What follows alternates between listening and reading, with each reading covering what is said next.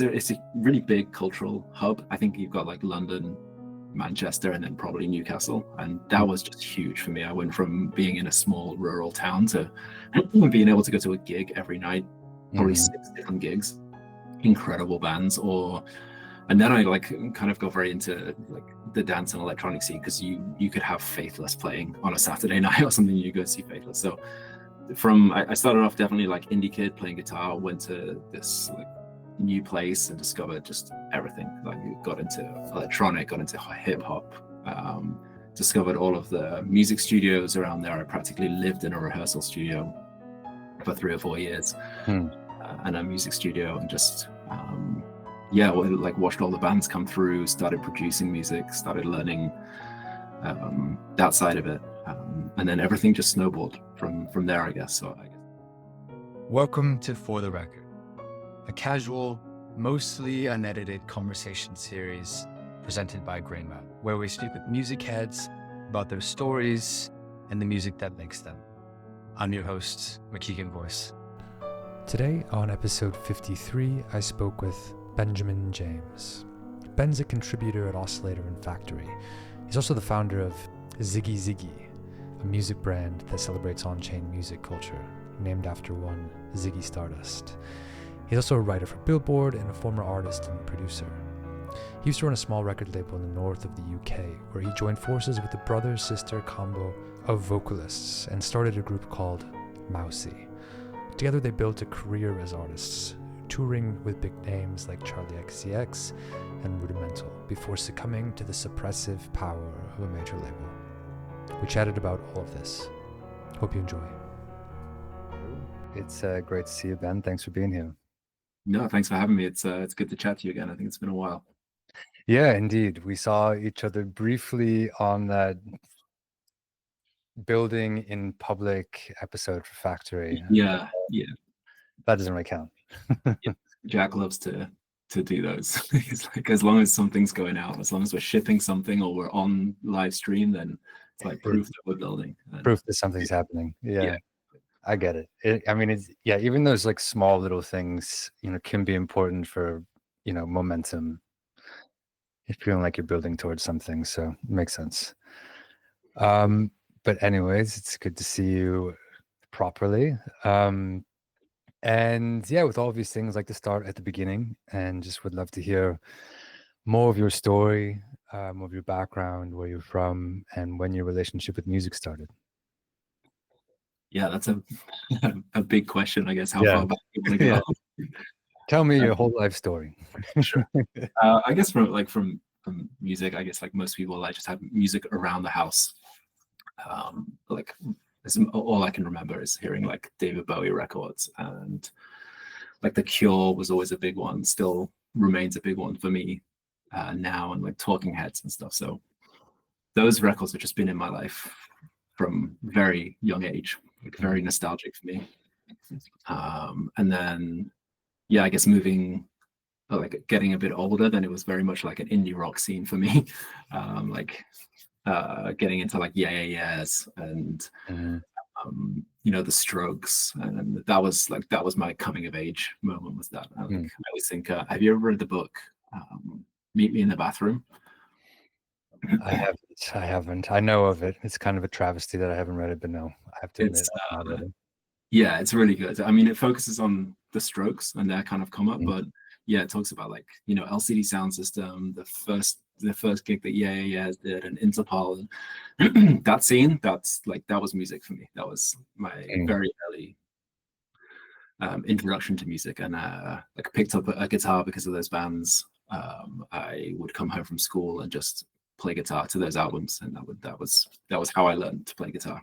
I would come home from school, I would play guitar until midnight, I would go to sleep, and that would be it. That was my life. So that's kind of the obsession started, I think, there, I guess. And then I moved away from home to a town called, I went to Newcastle, I guess. If you've got American listeners, they wouldn't know what that is, but like north of England. And it's like, yeah, I always think it's a really big cultural hub. I think you've got like London, Manchester, and then probably Newcastle. And that was just huge for me. I went from being in a small rural town to being able to go to a gig every night, probably 6 different gigs, incredible bands.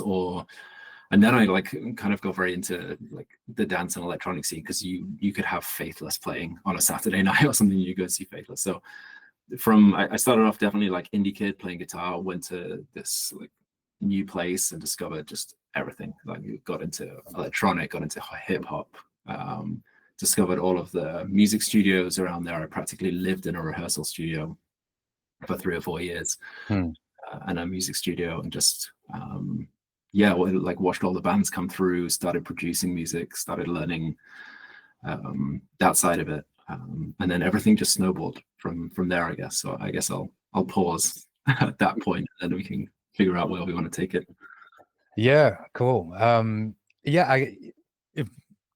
Would love if you could share a little bit more, about the scene in Newcastle. Like what were some of the venues? What were some of the bands that, that were local, that you were spending time with there?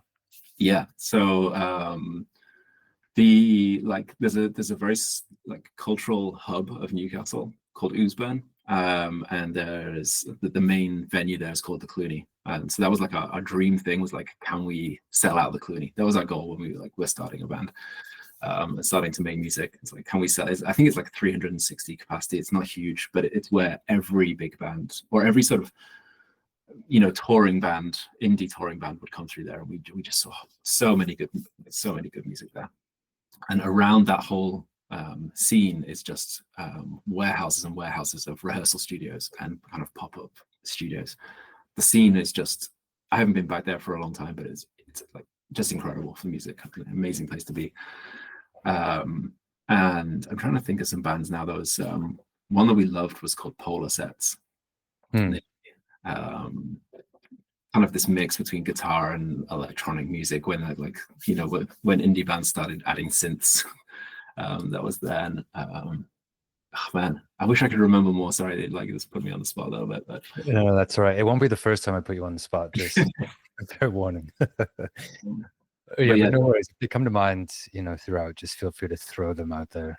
Yes, sure. Yeah, they'll come back to me. And you alluded to, you were in a band in Newcastle as well. Yeah. Yeah. So we, like I said, I just spent so much time in like recording studios there, and people would come through, and I would play guitar on a bunch of records, and then started learning how to actually produce the stuff. I had 2 singers come through. They were brother and sister, and they were like unlike anything I've ever heard. They're just like the way they would harmonize together, the way that they like came up with melodies. I just never heard anything like it. Especially like Newcastle was a very indie rock driven scene. It was like guitars, and these guys came through, and they were like writing pop melodies and like really like light-hearted stuff. And so we made a bunch of music together, got on really well. And yeah, that was, we kind of had this mini goal that we would like be the biggest band in Newcastle, and like we wanted do all these checkbox things. We wanted to headline the Cluny, which is the place we talked about before. So we did all that. And it was around about that time that like SoundCloud and Blog Era and Hype Machine were coming up. And so we started putting music online, started figuring out how all the, not how to game it, but like how you could get blogs to cover you, how you could get up the Hype Machine. We started doing it with covers. We would put out a cover or a remix like every week. Started getting traction on Hype Machine. And then eventually we put 2 of our own singles out. And we managed to get them on a few blogs, and they both went to #1 Hype Machine within 2 weeks of each other. And everything from there just absolutely blew up. It was like, we were refreshing the SoundCloud plays count on the songs. And it was just like, I would refresh it and it'd be like another 1,000. And wow. That was the first moment. We were just like this local band. And that was the first moment that it broke out and got bigger than that. And it's at that point that you sort of get record labels in your inbox and you're having these conversations, and then kind of things went from there, I guess. So yeah, we started very small in this amazing music community, and then things ran away pretty quickly. Cool. What's the name of the project? Remind me. We were called Mausi. It's Mausi. Mausi. That's the brother and sister that I wrote with were from Italy, and they just had a friend who they called Mausi, which means mouse in Nice. Italian and German. And that was it. Cool. All right. So tell me what happened after things exploded. You started getting record labels in your inbox. What happened next? Yeah, it was kind of a weird, like a very strange time, because we going on trade. You go down to London. You meet all the major record labels, all the big management companies. They're all kind of like, and it's really hard to tell which ones of them actually care about you or which ones, just like you because you were on Hype Machine for 10 minutes or something. So we had that, like a long process of that, and then we actually had a really funny moment where all of like half the music industry came up on a train up to Newcastle because they wanted to see us play live. But we didn't do loads of touring. We played the odd gigs in Newcastle, but we weren't like a solid live band. We didn't want to go down to London. We said, we'll put on a gig in Newcastle. If you want to come and see us, come and see us. And so I think there's this one night, and dozens of music industry people all came up on the train to Newcastle. Wow. They all stayed in the same hotel. They all came to see us play live, and we went from having loads of people potentially wanting to sign us to no one wanting to sign us because we weren't a good live band and we didn't have the follow through. So that was a very up and down process, and then we kind of went back to square one. We wrote some more music, released more music, and about a year later, we did sign a record deal with an imprint of Sony. We signed 2 singles with them. We released 2 records. Did pretty well. We thought they did pretty well, but then kind of got stuck in major label hell with the album. They signed us for 2 singles, but kind of with the option to do an album, and then they never picked up the album, so we were just stuck for years. But that was it was a fun time. We were on tour in Europe, so we spent months in Europe. We played a show with like Charli XCX at the time when she was kind of coming up. We did like live sessions. We did like Maida Vale. So yeah, it was a really, really fun time, really fast, really kind of crazy. I imagine. So what, obviously that's not what you're doing anymore. So what was kind of the end of that project? How did things, transition to what was next? It very much just, after we released those 2 singles, we spent about 6 months to a year just trying to convince or get the record label to release more music. And we couldn't. And it was, they signed the option for the album, which means they effectively owned 12, 13, 15 songs that we had ready to go. But just, we couldn't release them. They refused to release them. That sucks. So we were just this like horrible catch-22 where we couldn't do anything. And this went on for a year. We ran out of money, ran out of enthusiasm and momentum. So yeah, by the time we finally got a sort of no from them, and they were like, no, we're not going to release the record. And we're like, yeah, we know. And we just, you just had lost the passion for it, I guess. And we all wanted to move on and do different things as well. So yeah, that came to an end there, and we went off separate ways. And although I still speak to them all the time, we still make music occasionally. But cool. Yeah, that's how that kind of ended. Got it. How much did that inform the work that you did next in terms of the writing and getting into Web3, exploring alternative platforms, alternative tooling that can keep people out of major label hell? Yeah, it definitely informed it. I ended up going down a rabbit hole of like crypto stuff, particularly Bitcoin. I ended up doing a lot of freelance writing. It's just something I've always done on the side. So when the music side of it was slow, I would just pick up writing, and it's always been that nice balance that I've always had. I ended up writing a bunch of stuff on Bitcoin and crypto at some point around 2018 or so, and sort of just followed it naturally.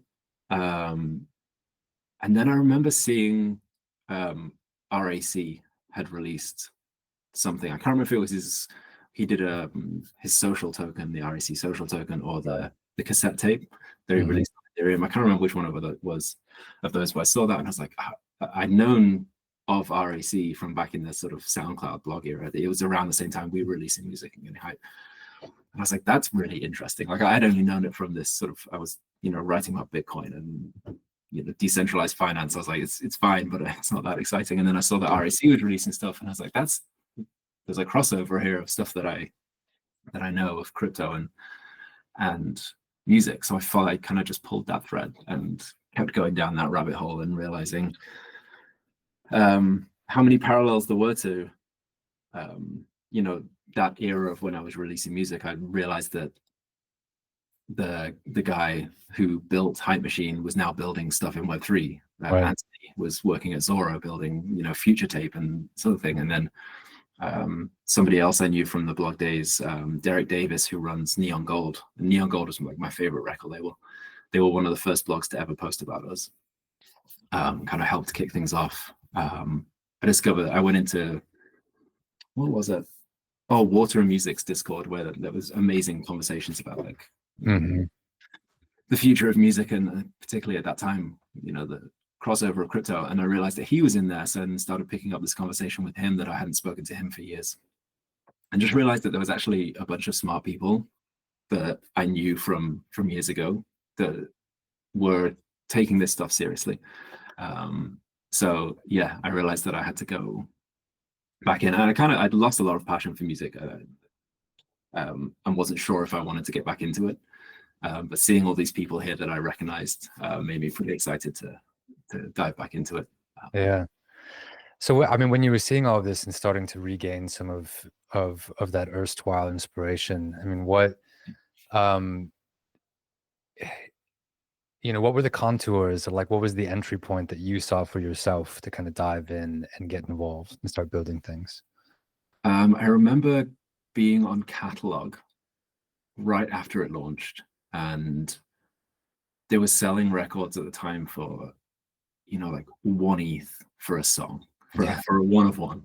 And I remember just browsing through the site, and I feel there are a few artists on there that I recognized. I was like, what is this world where people are selling music for $4,000 at the time? So I found that really fascinating. Like, it didn't look scammy. The site looked amazing. It was like flicking through it was like a record store, a digital version. And I was like, there's something amazing here. And then Sound launched, which was slightly different with its like 25 editions. And I loved that as well. It's like, you can own a 1 of 25, which it felt to me like collecting vinyl. I've collected records my whole life. And now I had kind of had a way to do it digitally.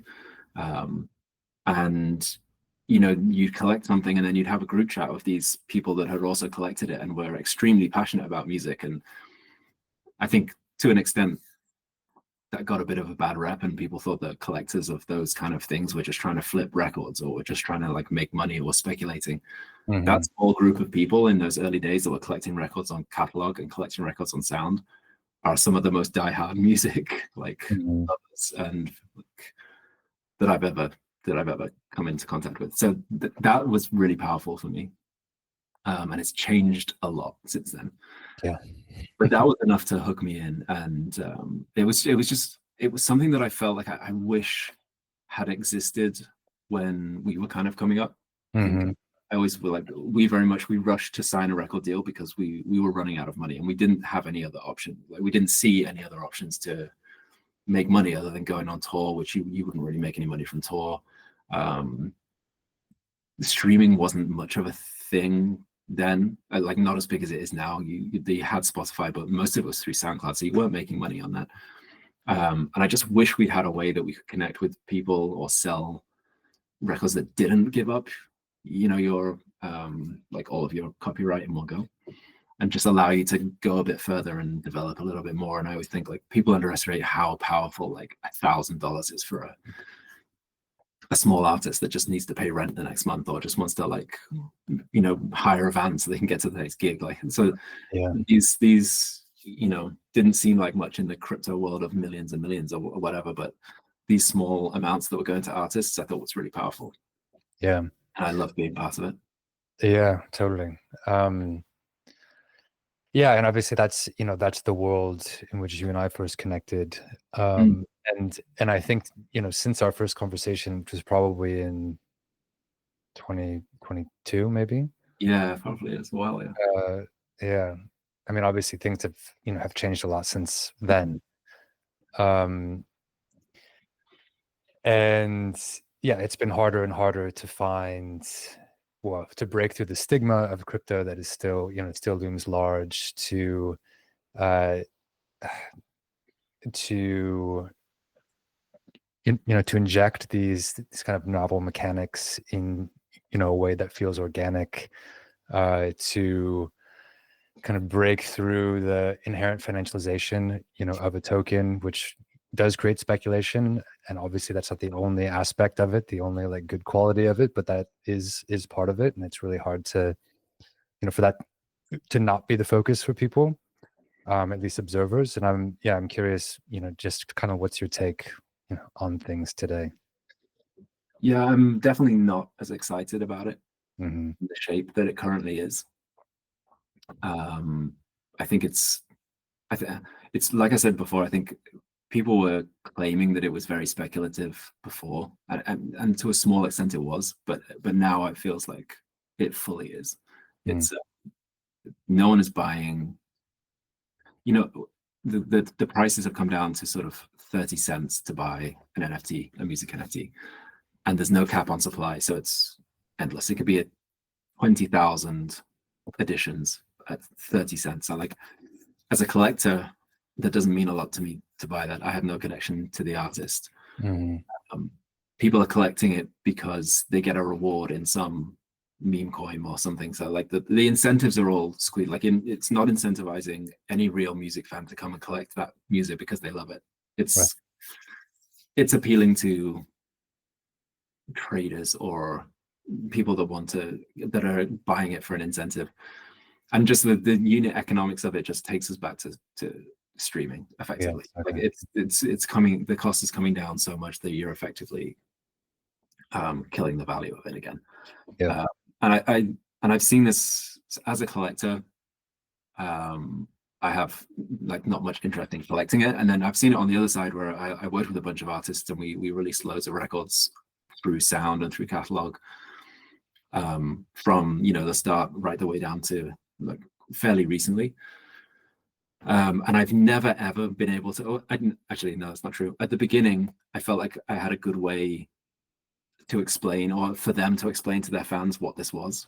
I think like explaining like a digital vinyl, this is a one of a kind, or this is a like one of 25. It's really special. You collect it, and you can come and have these benefits that no one else can have. That's a fairly it's a tricky sell because of the crypto thing, but the concept of it makes sense. Mm-hmm. And as these editions keep getting like cheaper and cheaper and more infinite, like I just I would sit down with the artist and I was like, I don't know how you can explain this to your fans. Yeah. Like so I don't feel like it's adding anything to the music industry or like the music landscape. It's adding more friction, and it's not deepening any aspect of the fan relationship. It's not like I just don't.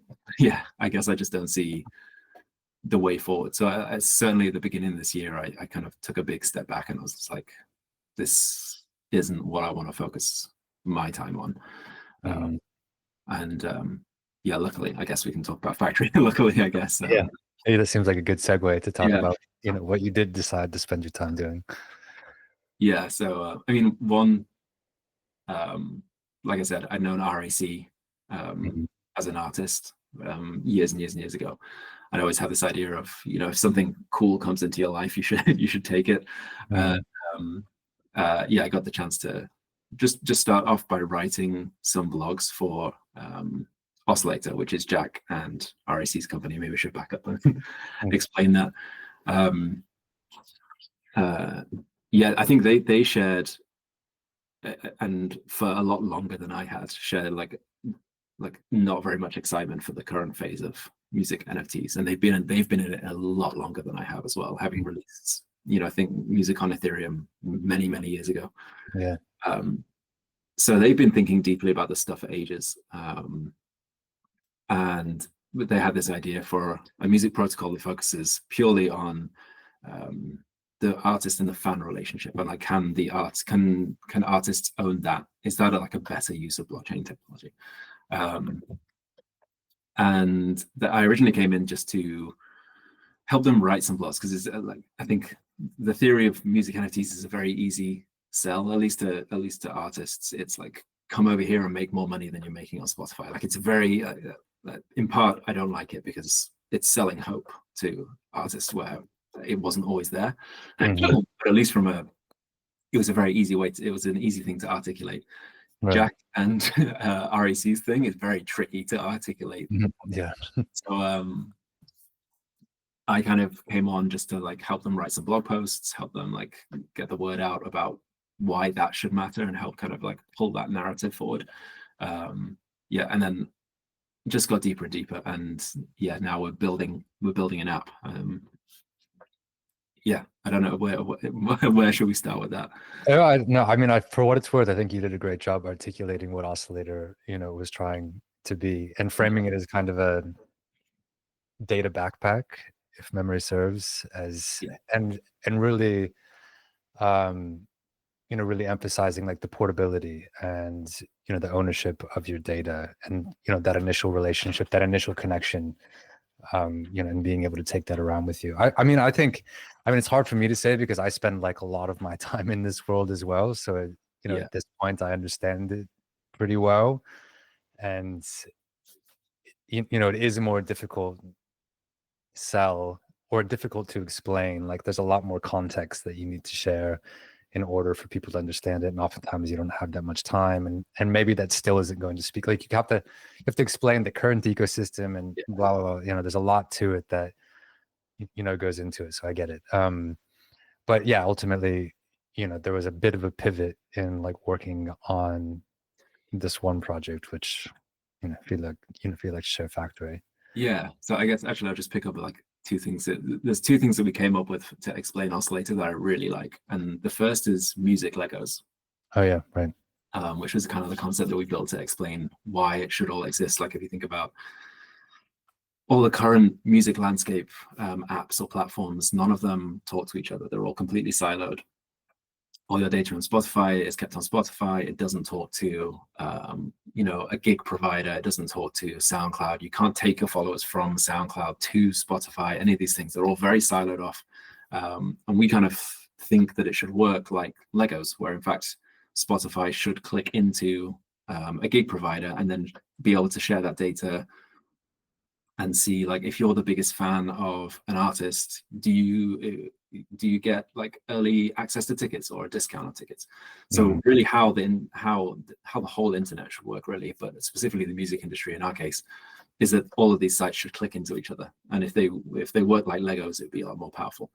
So that was one that I really liked. And then the second one is this data backpack. So which again it just flips the entire internet model upside down. So instead of Spotify owning your data and SoundCloud owning your data and all these other companies, you actually own the data, you have it in your backpack, and you take it to them, and it should be late when you get there.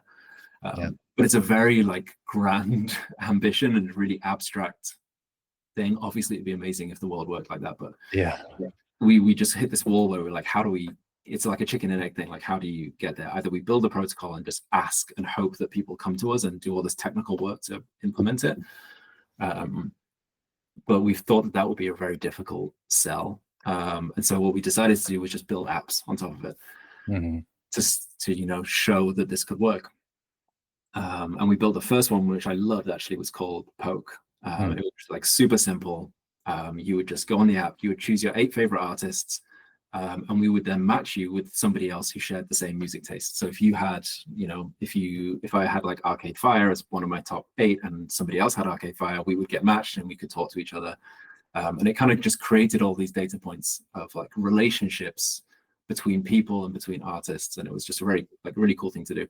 Not very scalable, because you use the app once, it's fun, and then you're kind of done. But we started with that. And then we wanted to build something like more long-term. And that's why we built Factory. And I think Jack probably explained this on his call with you, but it's basically like Letterboxd or Goodreads for music. So it's not designed for going and listening to music. It's not Spotify. It's not anything like that. It's where you go to track the music you're listening to. You can give it a rating, you can leave a memory to a song that you listen to, you could review it if you want to review it, you can choose and basically use it as a journal, or to use it to discover music from other people. And we think it's kind of like a product that should exist in music and doesn't. Full stop. Like, take any crypto aspect out of it. Like, we think that it's just a good product that should exist. But two, it's the perfect way to start building the data set that we think is useful to people, because this isn't just streaming data, which is like your passive listening in the background. We don't think that's, while it's kind of helps explain what your music taste is, I don't think it's like a full representation of your music taste. Yeah. Whereas you go to Factory and you log your actual favorite albums, the albums that changed your life, that you like fell in love to, or like the things that really mean something to you. That's a really strong indicator of your music taste. And data should be really important to other people and to you. So yeah, Factory is basically our attempt to bootstrap the protocol while also just building what we hope is a really amazing product at the same time. Yeah.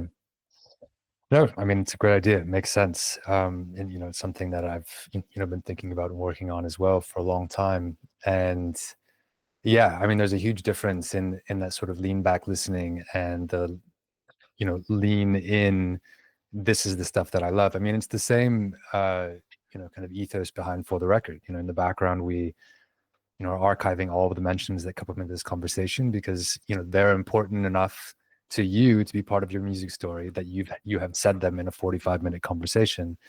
And that connective tissue is really important, not just as, like a discovery device for other people, which, it is that, but also like, when I ask you, which I'm going to soon, like 3 artists that you've come across this year that are notable, likely those are going to be emerging musicians, and them knowing that they have had that impact on you. I mean, that's a link right there that we should be able to lean into and cultivate, in much better ways than are available in the standard, ecosystem where all of that context and connective, means has been abstracted away from, the experience. Yeah, I completely agree. I think it's also,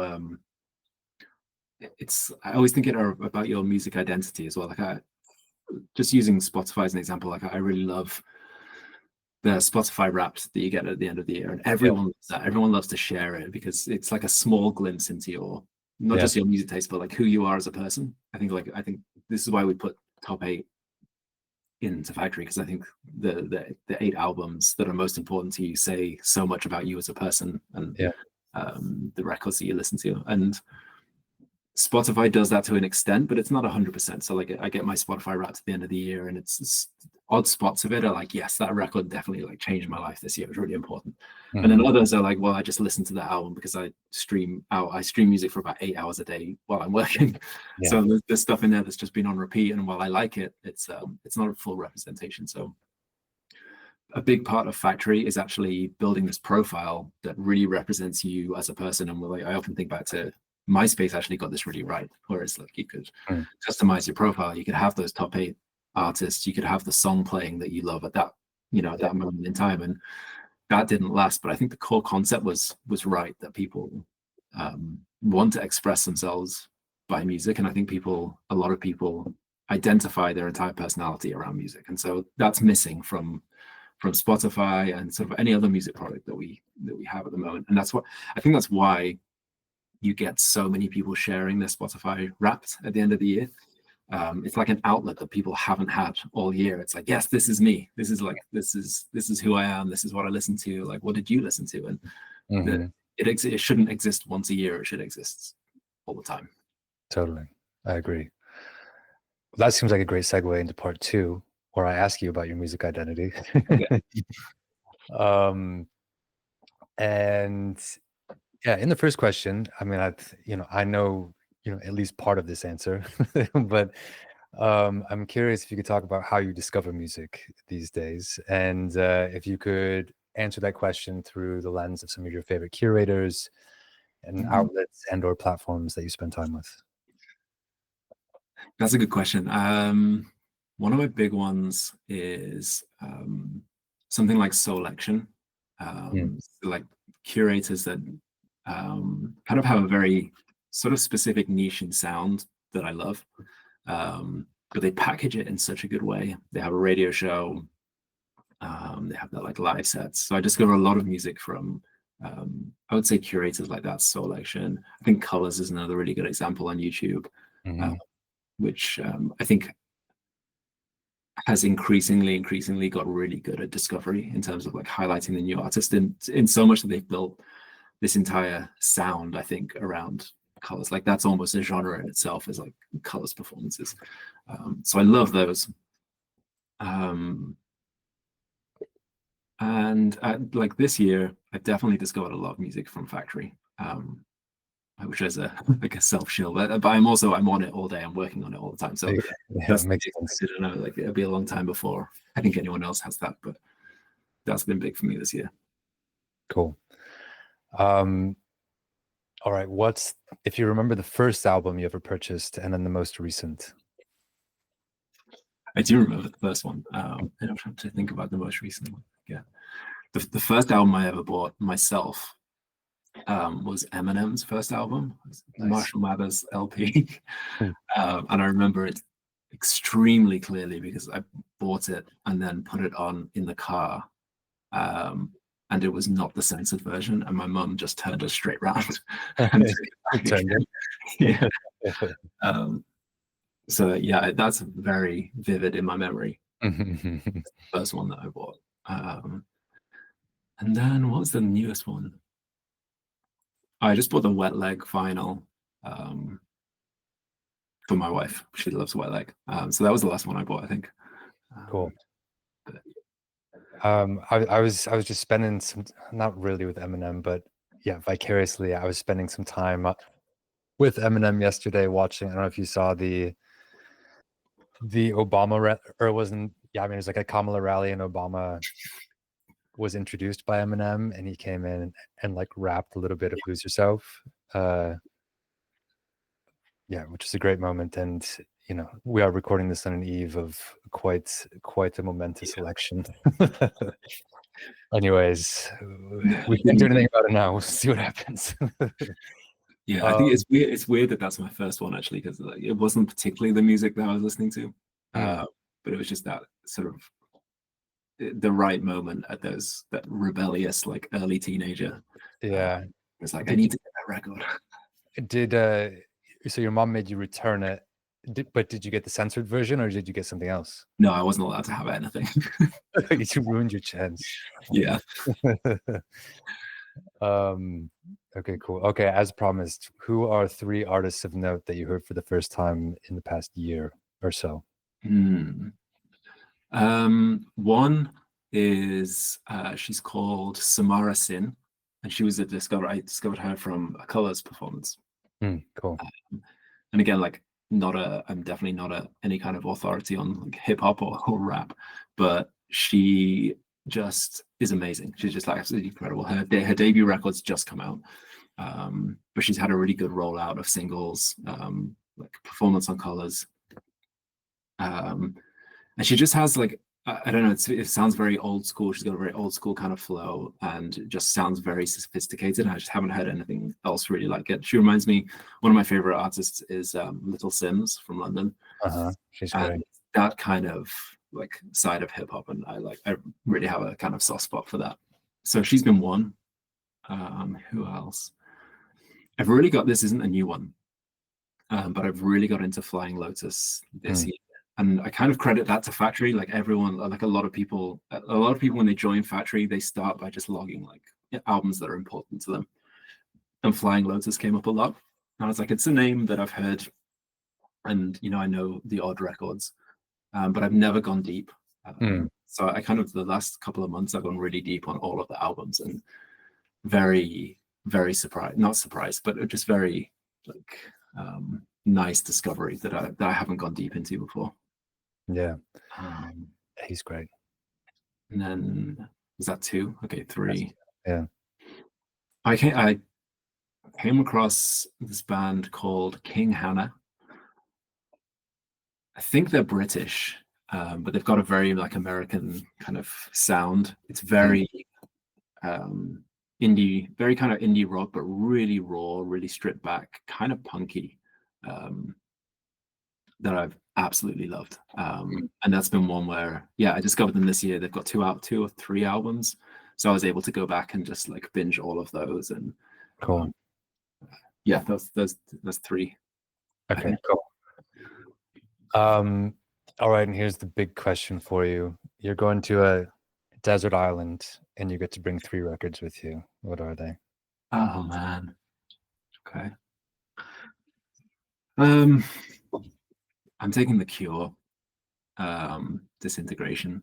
Oh yeah, that's my favorite too. That's been with me my whole life, so that just has to come with me. And I think also just never got tired of it. I can put that record on and it's like, it's just, I don't know. Yeah, it feels kind of homely and it's just, yeah, it's always good. And then I think the XX, the debut XX album. Oh, that's a great record too. I haven't listened to that in a long time. I may, I think you've inspired me to listen to that after we get done recording this. That's probably, like, I didn't get it at all. Like when it first came out, I think it was on XL Records, and loads of people talking about it, and I listened to it, and I was like, it's so much space. This is just empty. I don't get it. But I just kept coming back to it, and now it's just one of my favorite records of all time. It's so clever. It's so, and like they were so young when they recorded it. I think Jamie was like 16 or 17, produced. Was it that young? Damn. Yeah, crazy. So yeah, I would take that. I love that album. And then, okay, third one. I feel like this is probably not obvious, but I'd probably take In Rainbows. Radiohead. That's also my favorite Radiohead album. Well done. Yeah. It's my favorite one. I come back to it all, and like especially if I'm going to a desert island, like I feel it's the least depressing. It's like it's got some brightness and color. I agree. A lot of other Radiohead albums don't, and yeah, it's another one I just don't get bored of it. I can put it on, and it just feels new every time somehow. So yeah, those 3. Yeah, I'm happy. I'm pretty happy with that. Yeah, me too. That's I would say so. This is the 53rd episode of For the Record, and I think that trio is probably the most resonant with my personal music taste. No way. So thank you for that. What are the?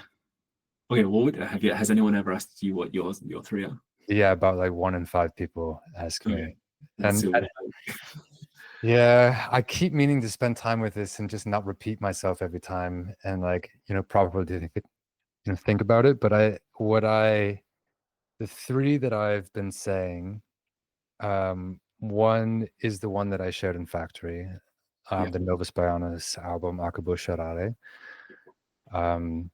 Brazilian record, just unbelievable. I've probably listened to it, I don't know, 1,000 times at least, and I'll listen to it many thousands more.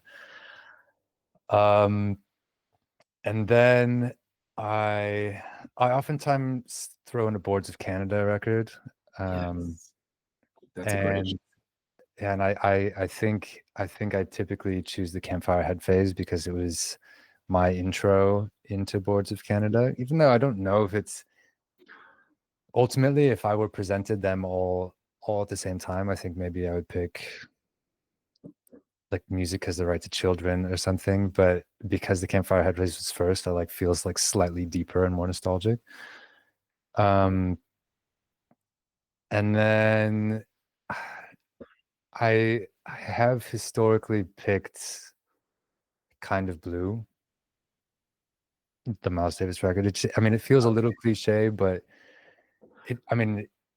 for this purpose, I can listen to that record over and over again, and it really fits any mood. Like I've listened to it when I'm feeling quiet, like feeling introspective, feeling outgoing, feeling sad, forlorn, melancholic, joy-filled. It kind of fits. So I feel like I'm going to be going through the full spectrum of emotions on this desert island. So I think I might stick with that. I think I've reconvinced myself that that's going to be in my trio. So yeah, I might have to go back and listen to that. It's and the first one, I remember when you logged on Factory. I think I still need to go and listen to it. But yeah, I can take Boards of Canada as well. The Music Has the Rights to Children was like a very important one for me. I think I listened to it when like I live in York now, and I discovered or came across that album as I moved there, just feeling very lost. Like actually very recently after we like got dropped by the record label, didn't really know what I was doing. Moved to this new city. I remember just walking around listening to that album, and it was like healing. It was just like so powerful. Yeah. Yeah, there's a very specific mood to it. I mean, it's kind of melancholic, but like not in a sad way. It's like, kind of buoyant at the same time. Yeah, I was obsessed for I was obsessed with Boards of Canada for many years. I mean, I still kind of am, I guess. Cool. Yeah, it's a good one. Well, you made it through the ringer, Ben. For people who are listening who want to get involved or follow along with the stuff that you're doing, where's a good place for them to do that? I'm on Twitter at musicben_eth. I haven't been as active as I used to be on there, but I plan to try and get back. And then or just at factory_FM for Factory stuff. Cool. Those two. Cool. And since you were a question, you were an answer to this question, who is another music head that we should have in the show? That's a good question. Have you had Black Dave on yet? Yes, he was pretty early. It was like number 8 or something. So we've been doing this thing on Factory where we ask artists for their 6 favorite records, and we do like a social thing around it, and that's been really fascinating seeing like artists that I've known like through this Web3 kind of journey, sharing their favorite records, and Black Dave gave me 6. And it's so perfectly captured his music. It was so weird. So I thought that would be a good one to, because he has this cross between like some very like post-hardcore stuff, and then the hip-hop side, and then his like anime side. And it like listening through those 6 records after he sent them to me, I was like, I understand like your whole journey now. I thought that would be a good one, because that was just one of those cases where I think people's music tastes tell you so much about them. I can't think of anyone. I'm sure like maybe I'll have to send you some after this. Yeah, that's all right. You can, and then we'll note it like in the show notes afterwards. Yeah, that sounds good. Okay, cool. That's all we got. That's nice. Well, yeah, thank you. I actually really enjoyed going back through some of those albums. It's pretty therapeutic, maybe. It's good. Yeah, I mean, there's a lot of healing in music, and remembering the music that makes us, I think, and then like revisiting that. So I'm happy it resonated. Nice. Awesome. Well, thank you very much. Absolutely. Thank you, Ben. It's good to see you. Thank you for being here. It's all right. Cool. Thank you.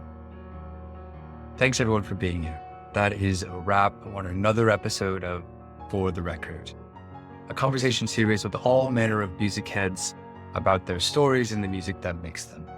It's a production of Grey Matter and the new Crate Coalition experiment in building connective listening graphs. We stamp every music mention that you heard here, from the names of musicians to DJs to journalists to venue owners. And in the background, we're mapping these names to form those yet unseen connective threads between. Want to get involved? Check out our website, greymatter.fm. It's Grey with an E. Or you can come hang out in the Crate Coalition Discord. We'll see you next time.